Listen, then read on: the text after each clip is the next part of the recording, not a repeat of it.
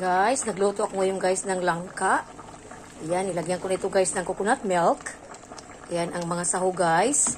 Yung dilis.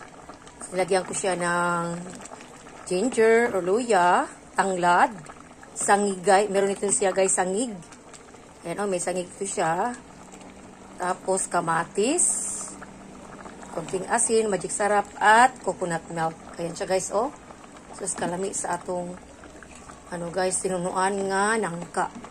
Ayan, napakasarap. Pero kulang pa ito sa lambot guys. Kasi masarap pag malambot. Grabe kay sobrang bango nito ngayon guys. Dahil na siguro guys sa tanglad at saka sa sangig. Ayan. Sus kalami sa atong utan nga nangka tinunuan. Ayan siya guys oh.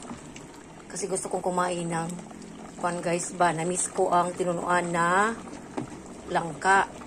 Ayan. Sus pagkalamihan ni guys. Oh. Ayan.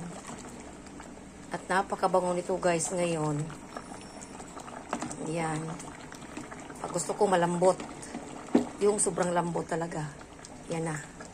Uta na langka. Iwan ko kung sino kumakain guys ng langka na may gata. Ayan oh. Tapos merong dilis. Ayan oh. Sus grabe kasarap guys. Ayan, palambutin mo natin ng konti. Tapos wala na, luto na ito siya guys. Ayan, napakasarap ng ating langka na merong gata. Ayan.